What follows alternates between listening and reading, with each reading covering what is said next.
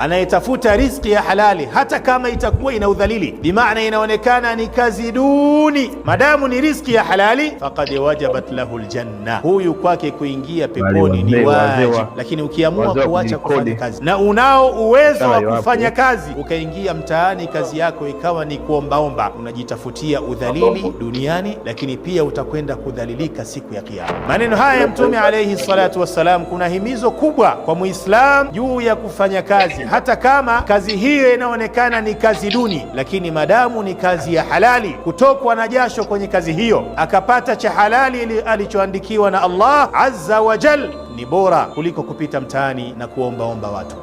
Wama arsalna qablaka min almursalin, hatujatumiliza mitume kabla yako ewe Muhammad, illa innahum la yakuluna at-ta'am, isipokuwa na wao walikuwa wanakula chakula, wayamshuna fil aswaq, na wanatembea masokoni, ay litakassudi wattijara, kwa ajili ya kutafuta riziki na kufanya biashara. Akasema alayhi salatu wassalam, ma akala ahadun ta'aman khairan min an ya'kul min amali yadihi, wa kana nabiyullahi Daud yaakulu min amali yadi, hajawahi kula mtu chakula ambacho ni chakula kizuri bora chenye fadhila kushinda chakula alichokitafuta kwa mikono yake kwa kupitia kazi ya halali. Na kwa hakika mtume wa Allah Daud alikuwa anakula kwa kazi ya mikono yake. Masahaba kwa mafunzo haya walitambua umuhimu wa kuchapa kazi na ubaya wa uvivu na ulelemama. Fa idha qudiyati salatu, swala itakapomalizwa, watu wameswali khalas, fantashiru fil ardh, jamani tawanyikeni ardhini, wabtaghu min fadlillah, maana min rizqi llah, tafuteni katika riziki ya Allah azza wa jalla, wadhkuru llaha kathiran, na katika utafutaji wenu wa riziki